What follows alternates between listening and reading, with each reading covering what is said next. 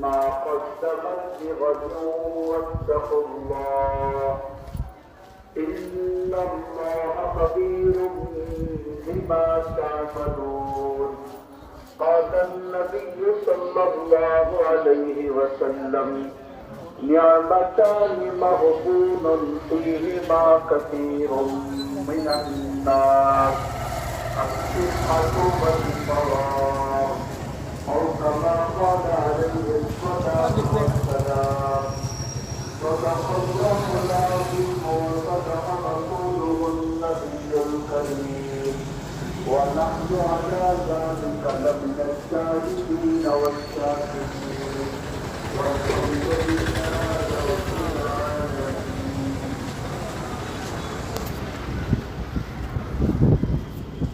آج محرم الحرام کی 3 تاریخ ہے. اسلامی کیلنڈر کے اعتبار سے یہ سال کا پہلا مہینہ ہے. جب محرم الحرام کا مہینہ شروع ہو رہا ہے تو سب سے پہلے ہم لوگوں کو گزرے ہوئے سال کا جائزہ لینا ہے. دیکھتے دیکھتے ایک سال گزر گیا تو اس گزرے ہوئے ایک سال میں میں نے کیا پایا؟ اس ایک سال میں اللہ کو کتنا راضی کیا؟ جیسے دکان بند کرنے والے دکان بند کرنے سے پہلے دن بھر کا جائزہ لیتے ہیں. آج میں نے کیا پایا کیا کھویا؟ مہینے کے آخر میں فیکٹری والے بڑے بڑے دکان والے مہینے بھر کا جائزہ لیتے ہیں کہ مہینے کے اندر ہم نے کیا حاصل کیا، کتنا نفع ہوا، کتنا نقصان ہوا. اور سال میں ایک مرتبہ حکومت کے تمام ادارے سال بھر کا جائزہ لے کر آئندہ سال کے لیے بجٹ طے کرتے ہیں کہ کیا کھویا کیا پایا، آئندہ سال کے لیے کن چیزوں کو اضافہ کرنا ہے. سال بھر کا جیسا جائزہ لیتے ہیں ویسے ہی میں اور آپ جب اسلامی کیلنڈر کا یہ پہلا مہینہ شروع ہوا ہے تو گزشتہ سال کا جائزہ لیں.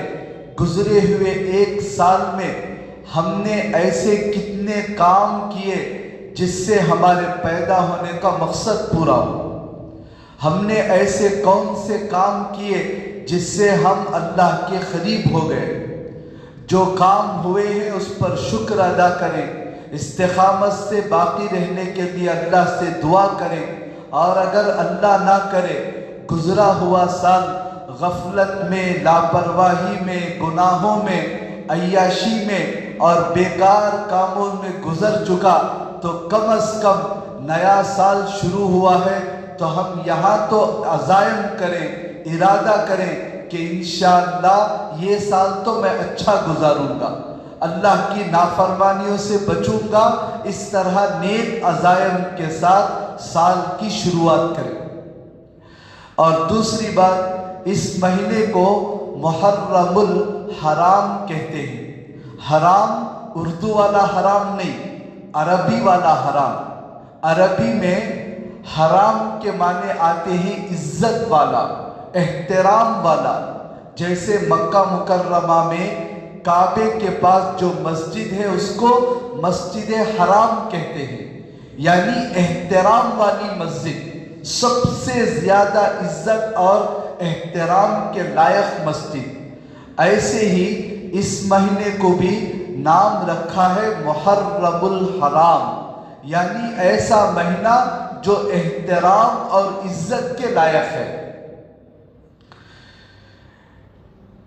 یہ مہینہ اشہر حرم میں ہے. اشہر حرم کا مطلب اللہ نے آسمان و زمین کو پیدا کرنے سے پہلے ہی یہ بات طے کر دی تھی کہ سال کے 12 مہینے ہوں گے.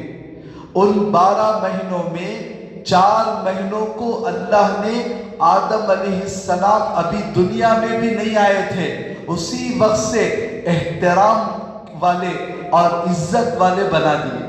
وہ 4 مہینے کون سے ہیں؟ ذی قعدہ، ذی الحجہ، محرم، رجب۔ یہ 4 مہینے، ذی قعدہ، ذی الحجہ، یہ 2 مہینے ابھی گزر گئے، یہ محرم الحرام کا مہینہ ہے۔ اس کے بعد چند مہینوں کے بعد آئے گا رجب کا مہینہ۔ یہ 4 مہینوں کو احترام اور عزت والے مہینے کہتے ہیں۔ جاہلیت کے زمانے میں جب کوئی نبی نہیں تھا، لوگوں کے اندر آپس میں دشمنیاں بڑھی ہوئی تھی، ایسے زمانے میں بھی ان 4 مہینوں کے اندر لوگ ان مہینوں کا احترام کر کے آپس کے لڑائی جھگڑے بند کر دیتے تھے، اور ان 4 مہینوں میں عبادت کرنے کا ثواب دوسرے مہینوں کے مقابلے میں زیادہ ملتا ہے۔ اسی طرح ان 4 مہینوں میں گناہ کرنے کا وبال دوسرے مہینوں کے مقابلے میں کچھ زیادہ ملتا ہے۔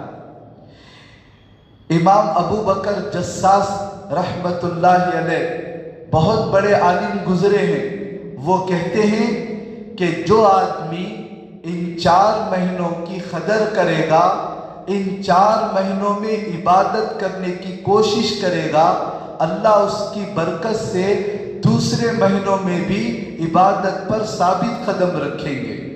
اور جو آدمی ان 4 مہینوں میں، چونکہ اللہ نے ان کا احترام بڑھا دیا ہے، ان مہینوں کی قدر کر کے گناہوں سے بچے گا، اللہ کی نافرمانی سے بچے گا، اللہ اس کی برکت سے دوسرے مہینوں میں بھی گناہوں سے بچائیں گے۔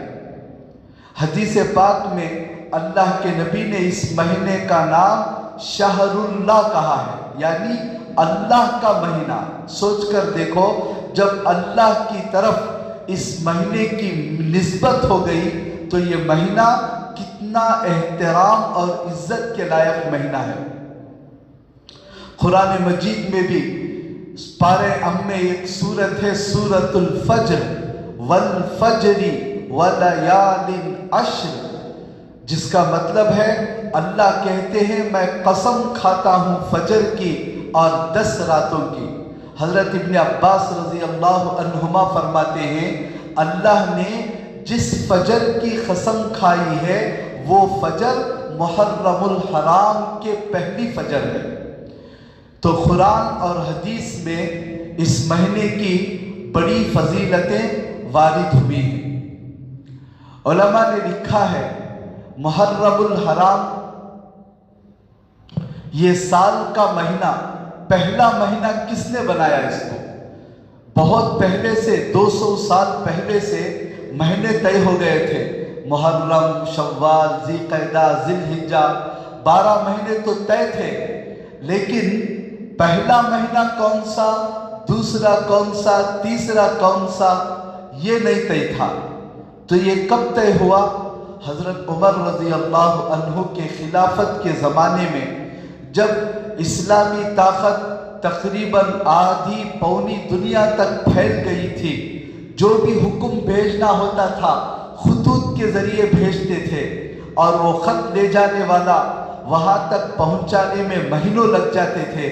تو صحابہ کرام نے رائے دی امیر المؤمنین آپ کا خط کب پہنچتا ہے، کب آپ کا یہ حکم نازل ہوا، ہمیں پتہ نہیں چلتا، اس لیے تاریخ کا کچھ اہتمام کریں۔ تو صحابہ کرام کے مشورے سے حضرت عمر رضی اللہ عنہ کے زمانے میں ایک بیٹھک ہوئی، جس میں سب نے آپس میں مشورہ کیا سال کا پہلا مہینہ کس کو بنایا جائے، اور تاریخ، اسلامی تاریخ کس مہینے سے شروع کی جائے۔ کچھ صحابہ نے کہا اللہ کے نبی جب پیدا ہوئے تھے اس تاریخ کو ابتدائی سال مانیں گے۔ تو حضرت عمر نے کہا اگر پیدائش کی تاریخ کو اہمیت دیں گے تو پھر لوگ پیدائش کے دن کو عیسائیوں کی طرح منانا شروع کریں گے، جیسے عیسائی برتھ ڈے مناتے ہیں ایسے اللہ کے نبی کا برتھ ڈے لوگ شروع کریں گے، اس لیے یہ پسند نہیں ہے۔ کسی نے کہا اللہ کے نبی جس وقت نبی بنائے گئے اس وقت شروعات کی جائے، کسی نے کہا اللہ کے نبی کی جس سال وفات ہوئی ہے اس سال سے اسلام کی شروعات کی جائے۔ مشورہ ہوتے ہوتے کسی نے رائے دی جب ہجرت کی، مکہ چھوڑ کر مدینے جانے کا اللہ کے نبی نے حکم دیا، وہ ہمارے لیے بڑی خوشی کا دن تھا۔ ہم لوگ ہجرت کر کے مدینہ جا کر خوشی سے اسلام کے احکامات پر عمل کرنا شروع کیے تھے۔ اس سے پہلے مسلمان جب مکے میں تھے نماز پڑھنے پر پابندی اور عبادت کرنے پر پابندی تھی، تو ہم لوگ مدینے میں کھلے طور پر اللہ کی خوش دلی سے عبادت کرنے کا موقع ملا تھا، اس لیے ہجرت کو بنیاد بنائی جائے۔ تو سب صحابہ کرام کے مشورے سے یہ طے ہوا، جس وقت ذی الحجہ کا مہینہ تھا، اللہ کے نبی کا آخری حج تھا، اس حج کے اندر مدینے والوں نے درخواست کی، اللہ کے نبی آپ مکہ چھوڑ کر مدینہ آ جائیں، ہم ہر اعتبار سے آپ کا ساتھ دیں گے۔ اللہ کے نبی نے اس وقت اجازت دی، ٹھیک ہے یہاں اسلام پر چلنا مشکل ہے، حج سے فارغ ہونے کے بعد دھیرے دھیرے جیسا موقع ہو مکہ چھوڑ کر مدینہ نکل جائے۔ تو حج سے فارغ ہوئے ذی الحجہ کے مہینے میں، تو محرم سے لوگ ہجرت شروع کر دیے تھے۔ تو اللہ کے نبی جب ہجرت شروع کیے تھے اسی سال کو پہلا ہجری سال بنایا گیا۔ تو آج 1440 پر 8ویں ہجری کا مطلب یہ جو مشورہ ہوا، اللہ کے نبی نے جو ہجرت کا اعلان کیا، اس اعلان کے بعد سے آج تک 1440 پر 8 سال ہو گئے۔ ہم لوگوں کو جب بھی یہ محرم کا مہینہ آتا ہے اس تاریخ کو سوچنا چاہیے، ہجرت کے واقعات کو دیکھنا چاہیے کہ صحابہ اکرام نے ہجرت کیسے کی۔ کوئی کھیل تماشا نہیں، بچوں کا کھیل نہیں کہ ٹکٹ لے لیے یہ گاؤں سے دوسرے گاؤں چلے گئے۔ ہجرت کرنا مشکل تھا، مکہ چھوڑ کر کوئی مدینہ جاتا پتہ چلتا تو کفار مکہ آ کر گھر کو گھیر لیتے تھے، کہتے تھے کہ تمہیں مکہ چھوڑنے کی اجازت نہیں، تڑپ تڑپ کر یہی مکے میں مرو، مکہ چھوڑنے کے لیے بھی اجازت نہیں دیتے تھے۔ صحابہ چھپتے چھپاتے، ایک دو صحابہ حضرت مقداد ایک اور صحابی، وہ ہجرت کیے، مکے سے مدینے تک تقریباً 500 کلومیٹر کا فاصلہ ہے، کھانا پانی کچھ بھی نہیں، بس راستے میں درخت ملتے تو لکڑی سے پتے جھڑاتے، اس پتوں کو کھاتے، کہیں پانی مل گیا تو پی لیتے۔ یہ دونوں صحابہ اس طرح 500 کلومیٹر کا سفر طے کیے۔ کہتے ہیں کہ کئی مرتبہ ایسا ہوتا تھا دن کے اجالے میں سورج کی گرمی برس رہی ہے، بھوک کی وجہ سے آنکھوں کے سامنے اندھیرا آ جاتا تھا۔ ہمارے نبی کی بیٹی حضرت زینب رضی اللہ عنہا ہجرت کرنے کے لیے گئی ہیں، اونٹنی پر بیٹھی ہیں تو دشمن نے ایسا اونٹنی کو کوچا مارا کہ نبی کی بیٹی اونٹنی کے اوپر سے گر گئی، جبکہ وہ حاملہ تھی۔ گرنے کی وجہ سے حمل ضائع ہو گیا۔ اسی تکلیف میں مکے سے مدینے تک ہجرت کی اور مدینے کو آنے کے بعد اسی بیماری میں ان کا انتقال ہو گیا۔ تو ہجرت کے واقعات اٹھا کر دیکھیں، حضرت صہیب رومی ہجرت کر رہے تھے، سارے مکے کے لوگ گھیر لیے، تم روم کے رہنے والے یہاں آئے، مکے میں خوب کمائے، کروڑ پتی بن گئے، خوب مال دولت کما کر اب مدینے کو جانا چاہتے ہو، ہم جانے نہیں دیں گے۔ تو انہوں نے کہا دیکھو میرے پاس تیل ہے، کمان ہے، تیر ہے، تم جانتے ہو کہ سب سے بہترین تیر چلانے والا میں ہوں، اگر جب تک میرے پاس تیر ہے تم میں سے کوئی آدمی میرے قریب نہیں آئے گا، تو میں تیر سے تمہارا مقابلہ کروں گا، اور اس کے بعد تیر ختم ہو جائے تلوار سے مقابلہ کروں گا، جب تک جسم میں جان ہے لڑ کر پتہ نہیں تم میں سے کتنے لوگ مریں گے۔ اس سے بہتر ایک آفر دیتا ہوں کہ میرا مال دولت سب کچھ سونا خزانہ ایک گھر کے اندر فلاں جگہ پر دفن ہے، باندی کو جاؤ میرا نام لے کر ایڈریس بتاؤ، میری ساری دولت زندگی میں جتنی کمائی ہے سب لے لو، مجھے چھوڑ دو۔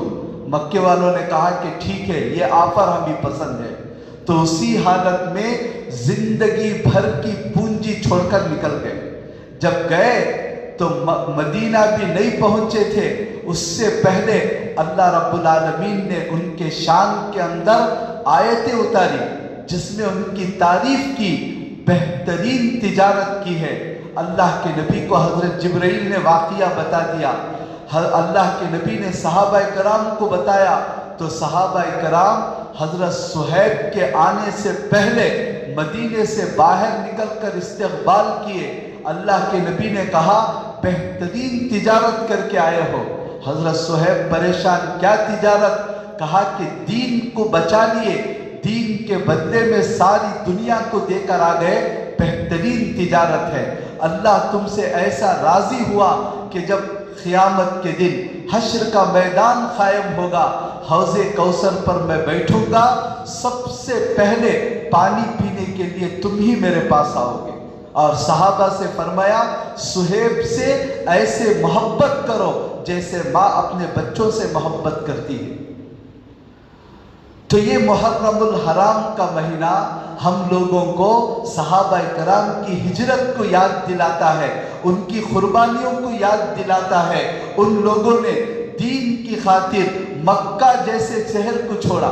خود اللہ کے نبی کی کیا حالت تھی؟ تقریباً 50 پر 3 سال کا زمانہ مکہ مکرمہ میں گزرا ہے۔ جس رات ہجرت کر رہے تھے، مکے سے باہر جا کر مڑ کر مکے کو دیکھا، زار و خطار آنکھوں سے آنسو آ گئے، کہنے لگے اے مکہ، سب سے زیادہ محبت تجھ سے پوری دنیا میں جتنے شہر ہیں سب سے زیادہ محبت تجھ سے ہے۔ یہ لوگ میرے اوپر ظلم و ستم نہ کرتے تو مجھے تجھے چھوڑ کر کہیں بھی رہنے کا دل نہیں کرتا۔ ایسے روتے ہوئے اللہ کے نبی نکلے ہیں۔ صحابہ کرام بھی مدینے میں جاتے تو مکے کو یاد کر کے ایسا روتے تھے کہ کئی صحابہ کی طبیعت بگڑ گئی تھی۔ اللہ کے نبی نے اس کے بعد دعا کی، اے اللہ جیسا تو نے مکے کو احترام والا بنا دیا، میرے شہر مدینے کو بھی احترام والا بنا دے، یہاں کی فضا کے اندر، یہاں کی زمین کے اندر صحت رکھ دے۔ تو وہ مکہ پہلے بیماریوں کا اڈا تھا، مدینہ بیماریوں کا اڈا تھا، وہ نکل کر مدینہ المنورہ بن گیا۔ اللہ کے نبی جب داخل ہوئے، صحابہ فرماتے ہیں اس سے زیادہ نور والا دن ہم نے کبھی بھی مدینے کے اندر نہیں دیکھا۔ تو بہرحال یہ ہجرت، یہ محرم الحرام کا مہینہ ہم لوگوں کو یاد دلاتا ہے صحابہ کرام کی زندگیوں کو، اللہ کے نبی کی زندگیوں کو دیکھو، انہوں نے دین کی خاطر گھروں کو چھوڑا، مال دولت کو چھوڑا، بیوی بچوں کو چھوڑ کر نکل گئے، اور ہم لوگ دین کی خاطر کیا قربانیاں دے رہے ہیں۔ آج اگر قربانی دینے کا مسئلہ آئے تو سب سے پہلے ہم لوگ دین کی قربانی دیتے ہیں، دنیا کی نہیں۔ کوئی نوجوان اچھا پڑھ لکھ کر کہیں جاب کے لیے جاتا ہے، اس سے کہا جاتا ہے جاب اسی وقت دیں گے جب داڑھی کٹاؤ گے، تو چند پیسوں کے لیے اللہ کے نبی کا امتی سب سے پہلے داڑھی کی قربانی دیتا ہے۔ شادی بیاہ کا موقع آ جائے تو کوشش کی جاتی ہے محلے کے لوگ خوش ہو جائیں، خاندان کے لوگ خوش ہو جائیں، سب سے بڑی قربانی دی جاتی ہے دین کی۔ نمازیں ضائع ہو جائے کوئی پرواہ نہیں، حرام کام ہو جائے کوئی پرواہ نہیں، ناچ گانا ہو جائے کوئی پرواہ نہیں، بے پردگی ہو جائے کوئی پرواہ نہیں، سب راضی کر لیں گے، لیکن اللہ اور اس کے رسول کو سب سے پہلے ناراض کریں گے۔ تجارت کے اندر، گھر بار کے اندر، جہاں بھی دیکھ لو سب سے پہلی قربانی ہماری دین کی ہوتی ہے۔ شریعت چھوٹ جائے، دین چلا جائے، اللہ کے نبی کا حکم چلا جائے کوئی پرواہ نہیں، لیکن دنیا کے چند پیسے نہیں جانا چاہیے۔ دکان بند کرنے کے لیے تیار نہیں، مؤذن کی آواز سن کر चंद पैसों के लिए चाहे कितनी नमाजें चली जाए कुर्बानी देने के लिए तैयार, लेकिन दुकान बंद करके 10 मिनट नमाज पढ़ने के लिए हम मुसलमान आज तैयार नहीं होते। सोचना चाहिए, दुकान में बैठे हैं तो ग्राहक को भेजने वाला कौन है, रोजी देने वाला कौन है? जो मालिक हमें रोजी दे रहा है उसी की नाफरमानी करते हुए दुकान में बैठे हैं, अगर उसकी पकड़ आ जाए तो फिर क्या होगा? तो ये मुहर्रमुल हराम का महीना हम लोगों को ये नसीहत करता है, ये इबरत देता है। साले साल के सहाबा इकराम की हिजरत को याद करो। अल्लाह के नबी हिजरत करके गए, अल्लाह के नबी की बीवियां मक्के ही में थी, हजरत अबू बकर के घर वाले मक्के ही में थे। अल्लाह के नबी और हमारे हजरत अबू बकर दोनों रात के अंधेरे में निकल गए हैं। कितना दिल के ऊपर बोझ हुआ होगा, बीवी बच्चों को याद करके कैसे कुर्बानियां दी होंगी। इसलिए ये महीना हमें याद दिलाता है दीन की अहमियत अपने अंदर पैदा करें। अल्लाह ने कितने बड़ी दीन हमें दिया है, तो इसकी अहमियत को अपने दिलों के अंदर पैदा करने की कोशिश करें। और चौथी बात, रमज़ानुल मुबारक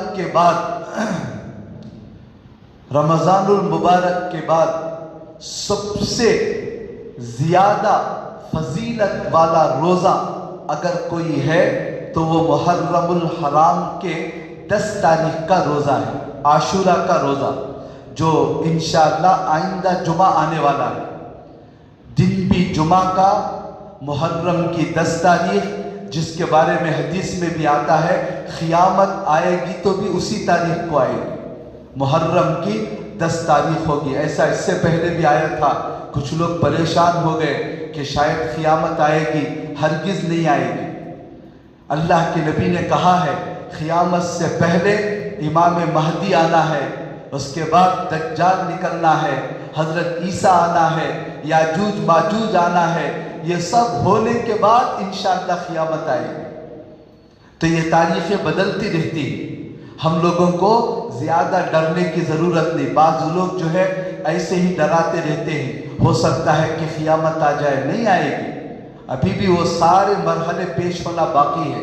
उसके बाद इंशाअल्लाह क़ियामत जब आना है आएगी। तो आइंदा जो जुमा है वो आशूरा का दिन है, उस दिन रोज़ा रखना सबसे ज़्यादा रमज़ान के बाद फजीलत का दर्जा रखता है। और अल्लाह के नबी ने कहा जो आशूरा का एक दिन का रोज़ा रखे, अल्लाह उसकी बरकत से 1 साल के गुनाह माफ़ कर देंगे। और अल्लाह के नबी ने एक और हदीस में फरमाया पूरे मुहर्रम के महीने में हर दिन का रोज़ा, एक रोज़ा 30 रोज़ों के बराबर है, एक रोज़ा 30 रोज़ों के बराबर है। आज 3 तारीख है, 2 दिन तो गुजर गए, 3 दिन गुजर गए, बाकी 27 दिन या 25-26 दिन बाकी हैं। इनमें से जो भी नफिल रोज़ा रखे उसका सवाब हर रोज़ा 30 रोज़ों के बराबर है। ख़ास तौर पर ये जो आशूरा का रोज़ा है, जिसके बारे में अल्लाह के नबी ने फरमाया कि एक रोज़ा 1 साल के गुनाह माफ़ होंगे, उसकी बड़ी फजीलत है। रमज़ान का रोज़ा फ़र्ज़ होने से पहले ये आशूरा का रोज़ा फ़र्ज़ था। अल्लाह के नबी रमज़ान के रोज़े जब फ़र्ज़ हो गए तो कहा कि अब ये रोज़ा मुस्तहब है, रखे तो सवाब है, छोड़ दे तो कोई गुनाह नहीं। लेकिन अल्लाह के नबी एहतराम करते थे और दूसरों से भी एहतराम कराते थे। एक मर्तबा तो आशूरा का दिन आया, एक आदमी को फजर के बाद अल्लाह के नबी ने भेजा, जाओ मदीने की गलियों में अंसार के मोहल्ले में ऐलान कर दो, अगर कोई खाया पिया है तो बाकी पूरा दिन रोज़ेदारों की तरह भूखा रहे, और अगर कोई फजर से भी सुबह से कुछ खाया पिया नहीं है तो आज रोज़े की नीयत कर दे। सहाबा कराम अपने बच्चों को नफिल रोज़ा, मुहर्रमुल हराम के 10 तारीख का रोज़ा बच्चों से भी रखवाते थे, और इतना एहतमाम करते, बच्चे कहाँ रोज़ा रख सकते हैं। आधा दिन के बाद जब बच्चे रोना शुरू कर देते तो सहाबा और मदीने के लोग अपने बच्चों को खिलौनों से दिल बहलाते थे। افطار تک کے لیے، تاکہ بچے روزے کو مکمل کر لیں۔ تو ان احادیث سے پتہ چلتا ہے کہ اللہ کے نبی کو اس روزے کا کتنا اہتمام تھا۔ ایک مرتبہ دیکھا مدینے میں یہودیوں نے بھی روزہ رکھا ہے 10 تاریخ کا۔ اللہ کے نبی نے پوچھا یہودیوں سے، بھائی تم لوگ کیوں روزہ رکھے ہو؟ انہوں نے کہا ہمارے نبی حضرت موسیٰ علیہ السلام اور بنی اسرائیل کو فرعون سے نجات اسی 10 تاریخ کو ہوئی تھی۔ محرم کی 10 تاریخ کو فرعون اور اس کا سارا لشکر دریا میں ڈوب گیا تھا، ہم لوگوں کو نجات ملی تھی، تو ہم لوگ شکرانے کے طور پر ہر محرم کی 10 تاریخ کو روزہ رکھتے ہیں۔ تو اللہ کے نبی نے کہا بھائی یہودی بھی روزہ رکھ رہے ہیں، ہم بھی روزہ رکھ رہے ہیں، دونوں میں مشابہت ہو جائے گی، اس لیے انشاءاللہ آئندہ سال اگر میں زندہ رہا تو محرم کی 10 تاریخ کے ساتھ ایک دن پہلے یا ایک دن بعد ایک اور روزے کا اضافہ کروں گا۔ لیکن کرنا یہ ہوا کہ اللہ کے نبی آئندہ سال آنے سے پہلے انتقال کر گئے۔ اس لیے علماء کہتے ہیں اللہ کے نبی کی چونکہ تمنا تھی، اس لیے محرم میں 2 روزے رکھے، 9، 10 یا 10، 11 دونوں تاریخ کا۔ اب آنے والی جمعرات، جمعہ، ہفتہ، ان 3 دنوں میں کوئی بھی 2 دن، یا تو پہلے کے 2 دن یا اس کے آخری 2 دن، یا اگر کسی کو ایسا مشکل ہے تو کم سے کم فضیلت حاصل کرنے کے لیے 10 تاریخ کا ایک روزہ ہی اہتمام سے رکھنے کی کوشش کرے۔ اور ایک حدیث پاک میں آیا کہ جو محرم کے 10 تاریخ کو اپنے گھر والوں پر، بیوی بچوں پر، ملازمین پر کھانے پینے اور پہننے کی چیزوں میں وسعت کرے، ذرا دل کھول کر خرچ کرے، تو اس کی برکت انشاءاللہ سال بھر محسوس ہوگی۔ حضرت جابر رضی اللہ عنہ کہتے ہیں میں نے عمل کر کے دیکھا اللہ کے نبی کی اس بات پر، تو میں نے اپنے آنکھوں سے سال بھر اپنی کمائی کے اندر برکت دیکھا۔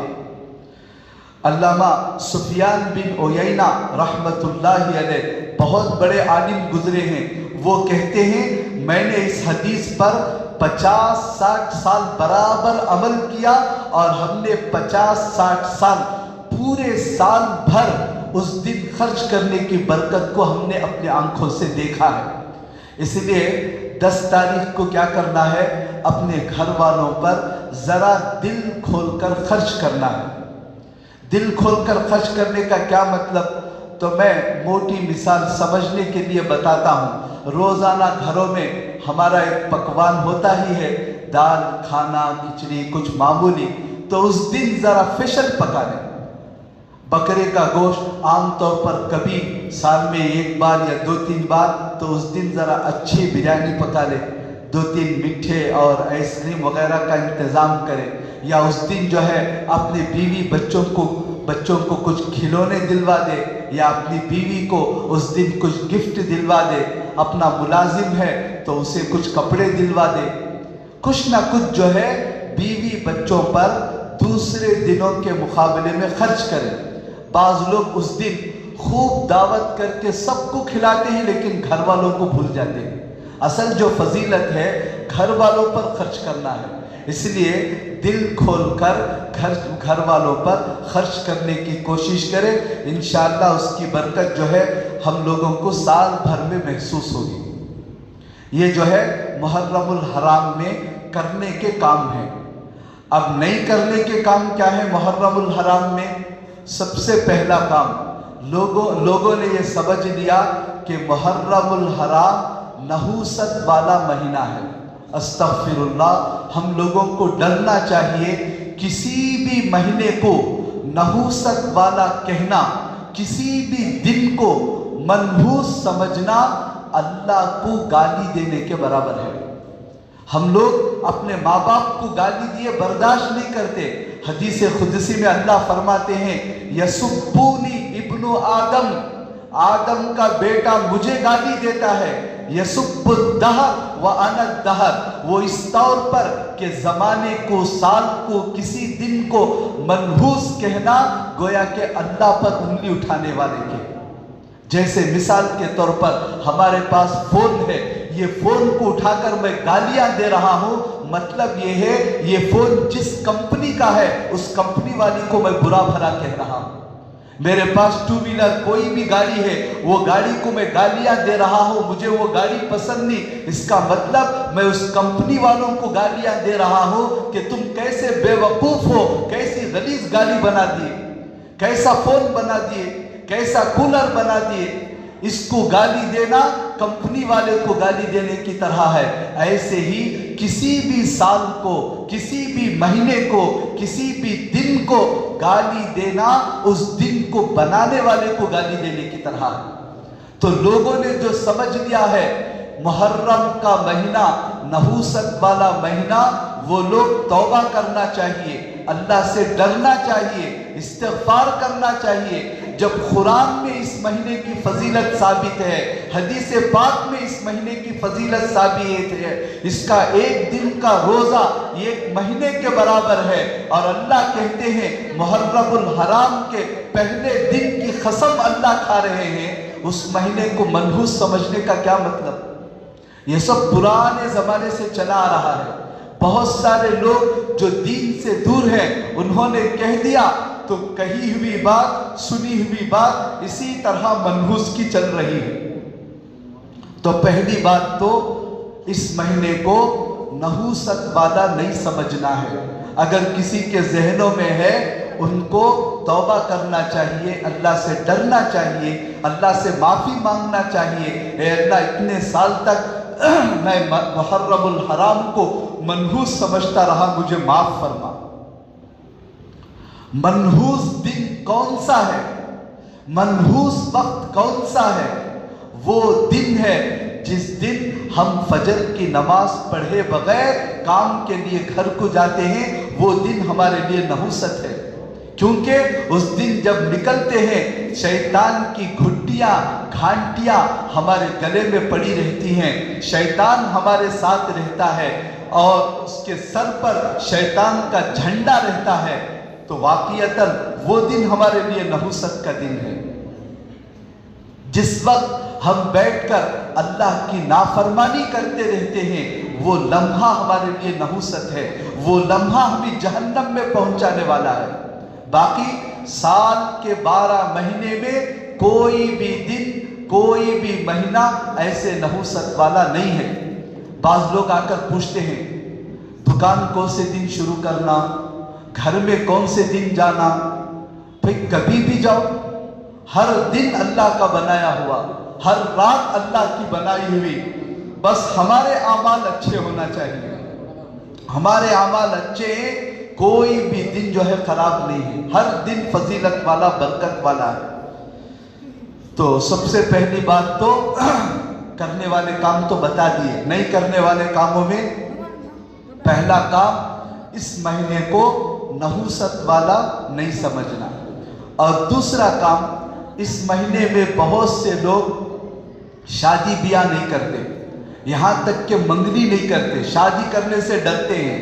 बाज़ लोगों का ख्याल है मुहर्रम में शादी हुई तो मियाँ बीवी के अंदर जोड़ा सेट नहीं होता, मुहर्रम में मंगनी हुई, आइंदा साल की जो शादी के बाद जो ज़िंदगी है वो बिगड़ जाती है।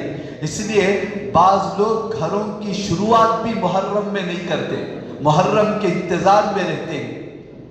कपड़े वाले दुकान वालों से पूछो जाकर, वो कहते हैं कि मुहर्रम के महीने में बिजनेस नहीं होता। क्यों? लोग कपड़े भी खरीदते नहीं। कपड़े कब खरीदते हैं? शादियों के वक्त में, फंक्शनों के वक्त में। मुहर्रम के डर से आदमी कोई फंक्शन नहीं करता। एक शादी महल वाले तो कहने लगे मुहर्रम में जब भी आ जाओ हमारा शादी महल खाली रहता है, क्योंकि मुहर्रम में शादी ही नहीं करते लोग। ये जहन हमारे दिलों के अंदर बैठ गया है, इसको निकालने की ज़रूरत है। محرم میں بھی شادی کر سکتے ہیں۔ خود میرے اور آپ کے آقا حضرت محمد الرسول اللہ صلی اللہ علیہ وسلم نے جو سب سے پہلا نکاح ہوا ہمارے نبی کا اور حضرت خدیجہ کا، وہ محرم کے مہینے میں ہوا۔ اور ایک روایت کے مطابق ہمارے نبی کی سب سے لاڈلی بیٹی حضرت فاطمہ اور حضرت علی کا نکاح بھی محرم کے مہینے میں ہوا۔ لوگ کہتے ہیں حضرت حسین شہید ہو گئے، اسی حضرت حسین کے بھتیجے کا نکاح اسی محرم میں حضرت قاسم رحمت اللہ علیہ کا نکاح اسی مہینے کے اندر ہوا۔ ہم حضرت حسین کو ذریعہ بنا کر کتنی خیر سے لوگ محروم رہتے ہیں، جبکہ یہ فضیلت والا مہینہ ہے۔ ایسے مہینے میں تو لوگ شادیاں کرنے کے لیے انتظار کرنا چاہیے، کب محرم کا مہینہ آئے کہ میں اپنے بچے کی شادی اس میں کروں گا۔ اشہر حرم کا مہینہ ہے، اس میں ہر عبادت کا ثواب زیادہ ہے۔ اس لیے یہ جو ذہن ہمارے دلوں کے اندر بیٹھ گیا ہے، محرم میں شادی نہیں کرنا، منگنی نہیں کرنا، گھروں کو شفٹ نہیں ہونا، دکان کی شروعات نہیں کرنا، یہ جاہلیت اور غیروں کا طریقہ ہے، اس کو اپنے ذہنوں سے نکالیں۔ اگر کوئی گھروں میں بول رہا ہے جان بوجھ کر اسی مہینے میں ضد سے شادی کرنا، ضد سے کوئی کام کریں گے تب یہ رسمیں نکلیں گے، نئی ضد سے کرے، ہمارے دادی بول رہے ہیں، ہمارے نانی بول رہے ہیں، تو نسلوں کی نسلیں اسی جاہلیت کے طریقے پر گزرتے رہیں گے۔ صدیاں گزر جائیں، یہ پرانے رواج والے طریقے ہمارے خاندانوں سے نہیں نکلتے۔ نکلنا ہے تو مرد کو ہمت کر کے کھڑے ہونا ہے۔ نہیں، جب اللہ کے نبی نے فضیلت بتائی ہے، اللہ نے فضیلت بتائی ہے، میں اسی مہینے میں شادی کروں گا چاہے کچھ بھی ہو جائے، تو اس کے بعد وہ غلط رسمیں ختم ہو جائیں گی، ورنہ ڈرتے رہے۔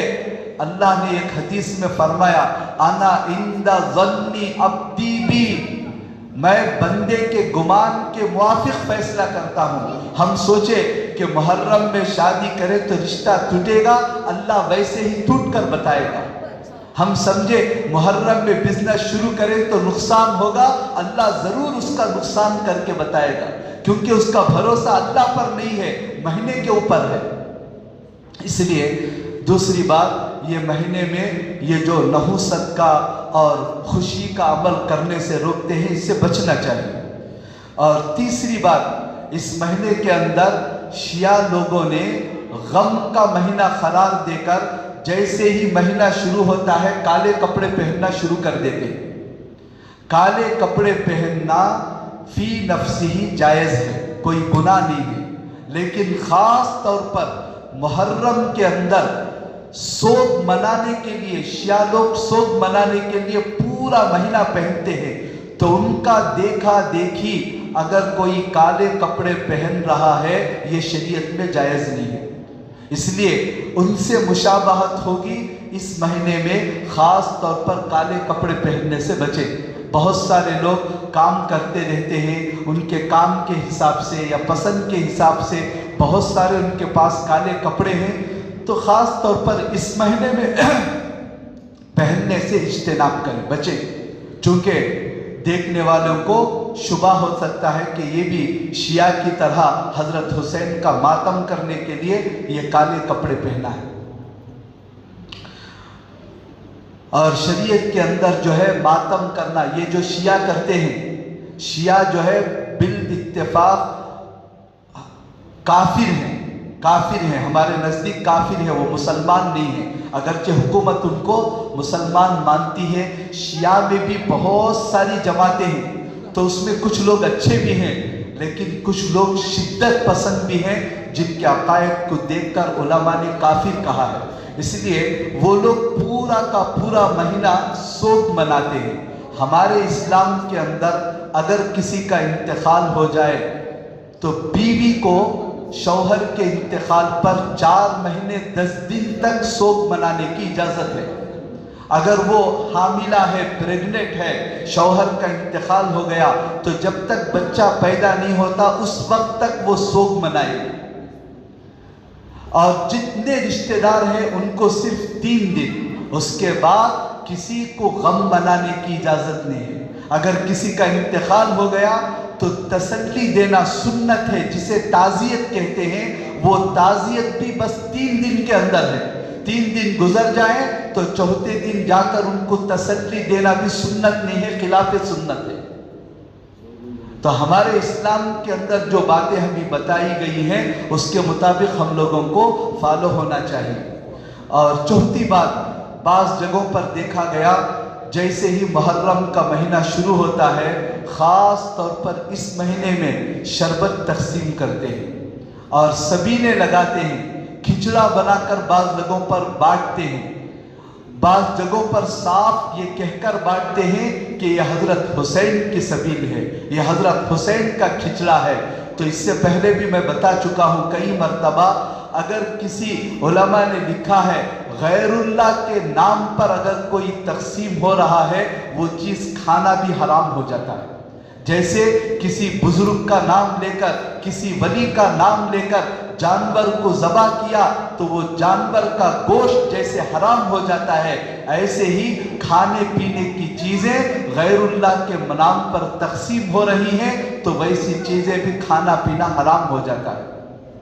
شربت بانٹنا ہے لوگوں کو، اچھی چیز ہے، کبھی بھی بانٹو۔ کھانا کھلانا ہے، اچھی چیز ہے، کبھی بھی کھلاؤ، لیکن خاص محرم کے مہینے میں کرنا، خاص محرم کی 10 تاریخ کو کرنا، یہ سب کے سب بدعت کی چیزیں ہیں۔ اور اللہ کے نبی نے فرمایا کل بدعت ضلالہ وکل ضلالۃ فی النار، ہر بدعت گمراہی ہے اور ہر گمراہی جہنم تک لے جانے والی ہے۔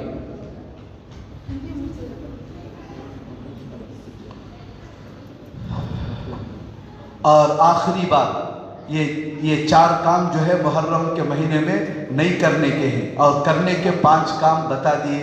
بہت سارا مجمع آخر میں بھی آیا ہے تو ایک اور مرتبہ میں دہرا دیتا ہوں کہ دیکھیے، سب سے پہلے محرم الحرام کا مہینہ جب آئے تو سب سے پہلے گزشتہ سال کا اب تک جو ہے ہم لوگوں کو جائزہ لینے کا وقت ہے۔ یہ 1 سال دیکھتے دیکھتے گزر گیا تو کیا پایا کیا کھویا، جو پایا اس پر شکر، جو کھوایا اس پر استغفار کرنا ہے۔